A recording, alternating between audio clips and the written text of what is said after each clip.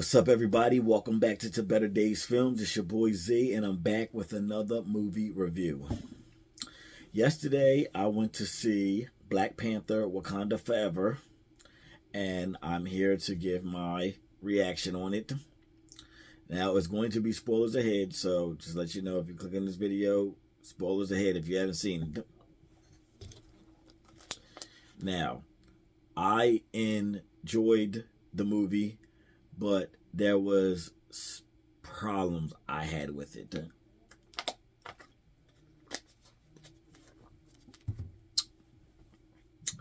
First of all, RIP to my man Chadwick Boseman. I definitely missed you in this movie. The one thing I can say, and there's some tear jerks in this movie. Like, there's some tear jerkers in this movie.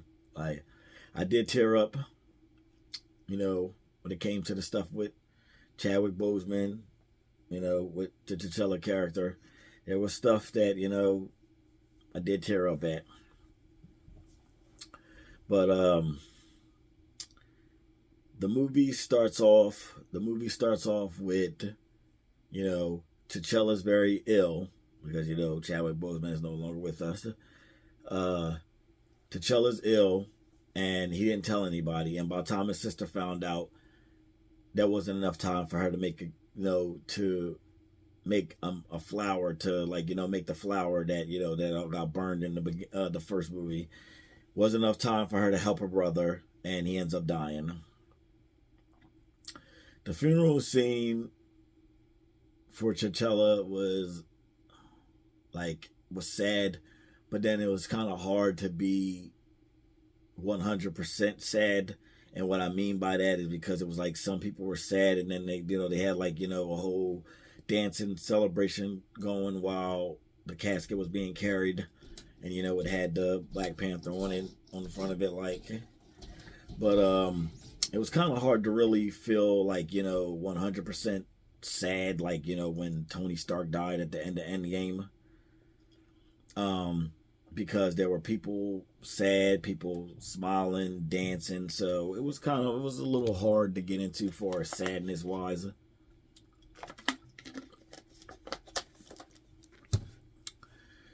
But his sister, sure, she's really broken up by his death. And I say, when it comes to Ironheart, Ironheart, the Riri character, I'm gonna be honest, I did not enjoy her, her character at all. When she was on screen, I really didn't care.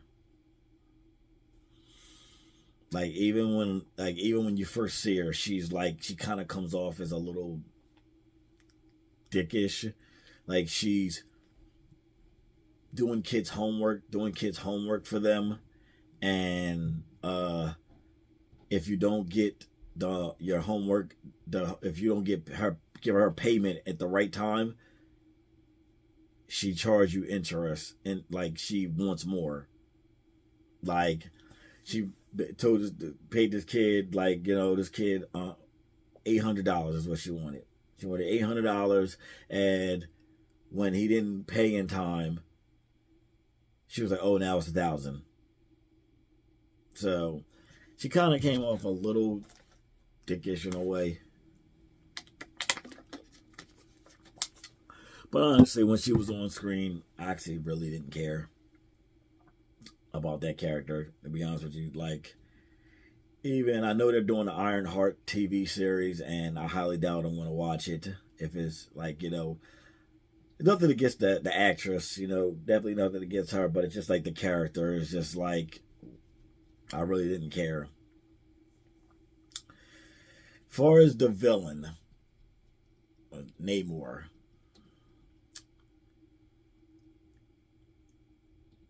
what I'm going to say about him is, it was hard for me to get into him as the villain because I didn't hate him. I didn't think that oh, I want this guy dead. Oh, I definitely want this guy dead. Like, he was just there to me. Like, he was just there to me. And like, even when shit was happening in the movie, like, like I said, spoilers right now.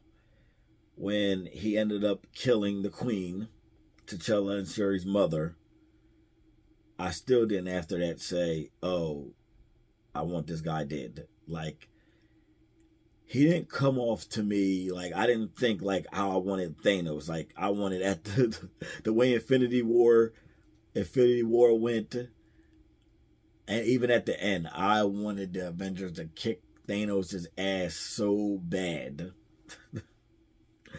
But, I didn't get that same thing with Namor. He was just kind of just there on screen to me. So, that's another thing that I didn't like. Now, as far as the stuff that I did like I said, I love the action, the fight scenes. There was a like a chase scene in the movie, and actually I enjoyed it. I did enjoy that because I'm an action movie person. I like action. I like fight scenes and all that stuff like that. So I really enjoyed that. Shuri taking over as Black Panther eventually in the movie, I really did enjoy that because I actually wanted that. When, after Chadwick Boseman passed away and everybody was talking about, like, the future of it, I was glad she took over the suit. But I know there's a whole thing out there about, that they should have just recast T'Challa. And no, I wouldn't have been mad if they would have done it, but that's asking a lot for one person to do. Like, if the person doesn't come off like great playing the character, they're just going to be compared to Chadwick Boseman's, portraying how he portrayed the Black Panther character. Like, that is a lot on somebody's shoulders. And if I was it's like, oh, you want to be the next Black? I'm like, no, hell no, because that's some big ass footsteps to step in. But the first Black Panther was good, so I wouldn't have recast them. Like, I had no problem with them putting Shuri in the Black Panther suit. And we also get some cameos in here, like when Shuri ends up making the flower again. She ends up making a flower again, and she takes it herself, and she thinks she's gonna wake up and see her family, and who she ends up seeing is Killmonger, Michael B. Jordan's character. She ends up seeing Killmonger. And I had a feeling something like that was going to happen, because when she was calling for her mom, they were taking too long to show who was sitting in the throne. Because, like I said, her mom had killed her mom.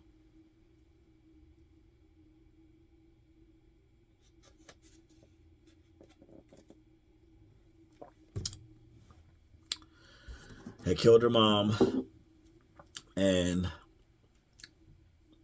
so that's who she was expected to see. So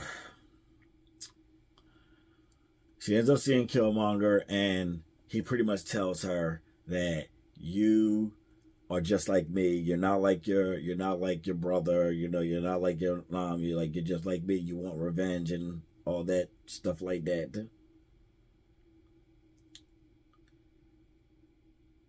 Let's see what else that's in here. Sorry, just checking my notes.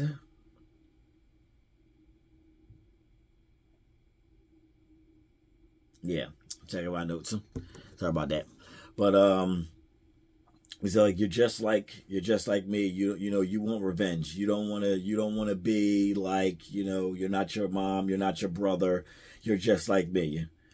So when she eventually wakes up, she they asked her who she saw. She doesn't want to say she saw Killmonger, and but she has the Black Panther strength, speed, and all that. Well, I didn't mind if Shuri took over the Black Panther suit. So the story, the plot's pretty much about Namor is has there's we find out that there's vibranium outside of Wakanda, and the Ironheart, Riri, whatever you want to call her, she invented a machine where you can find vibranium. You can find vibranium, and of course, America, the humans, whatever you want to call, they get a hold of it and they start using it to find vibranium. Well, Namor wants the help of Wakanda for that, for in case the humans find out about them,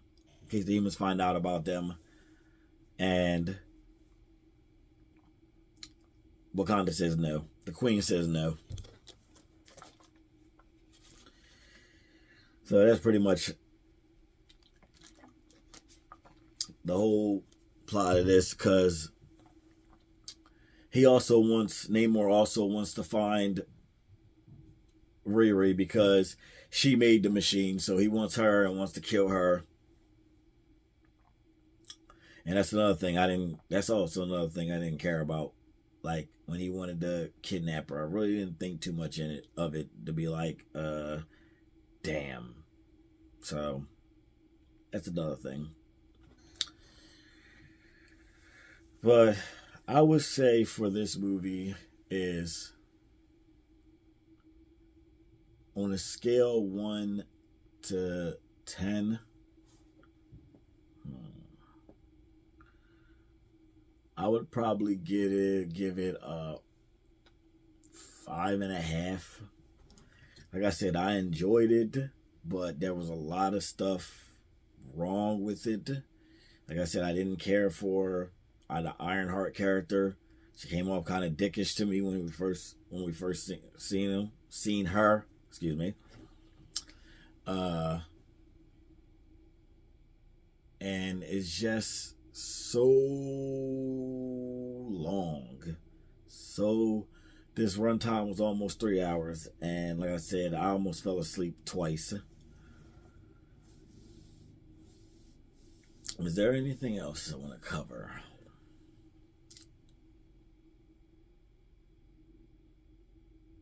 Yeah, something else I want to cover. Far as recommending this for people to go see, I would say go see it to give your, if you want to like give your opinion on it. But is this a movie that I'm going to go back to watching all the time? Probably not. Am I going to watch the first one more than this one? Yes, definitely.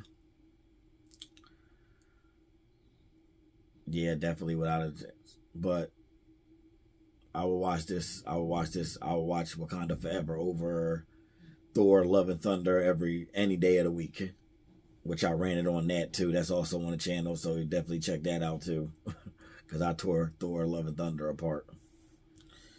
But so I'll give it a 5.5. It has its good moments. It has its dull moments.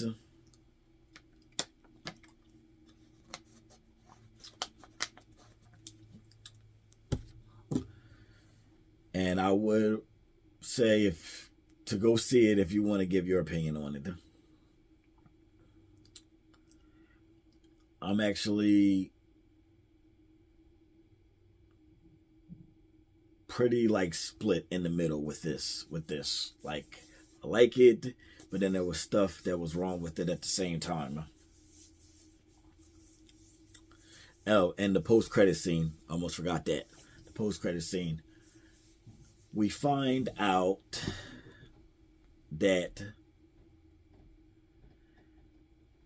T'Challa has a son with his love interest from the first one. Because they kept asking her, why didn't she come to the funeral at the beginning of the movie? We find out in the post-credit scene that they wanted to hide the son to keep him away from the chaos of the throne. So he gets to meet his aunt. Shuri gets to meet him, and she finds out that he wanted them not to come to the funeral, and that they had their own little funeral for him where they was. So, yes, T'Challa has a son, and he says to his aunt, "Are you good at keeping secrets? Are you good at keeping secrets?" And he says, "I'm Prince T'Challa, son of King T'Challa." So T'Challa has a son. I actually thought that was I'm not gonna lie, I actually really enjoyed that part. I really enjoyed that part. So, thank you so much for checking out this review. Like I said, there's stuff good about it that I like, and there's stuff that's wrong with it. You know, if you feel like that, you know, the bad outweighs the good, you can kind of say this is a little randish, I guess. But thank you for checking out this video.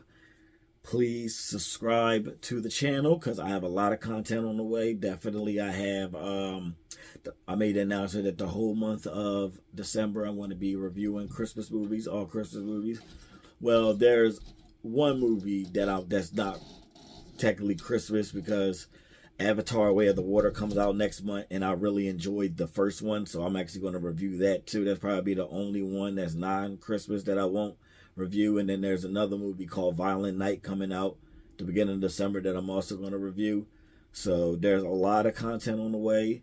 Definitely subscribe to the channel so you don't miss out. If you enjoyed Black Panther: Wakanda Forever, tell me in the comments. If you didn't like it, tell me what you didn't like in the comments, and let's have a conversation about it. Because like I said, everybody has their opinion. We all don't like the same movies. We all don't like the same music. We don't like the same food. So definitely hit me up in the comments, and let's have a discussion about it. Until the next time, this is your boy Z. It's a Better Days Films. I'm out. Peace.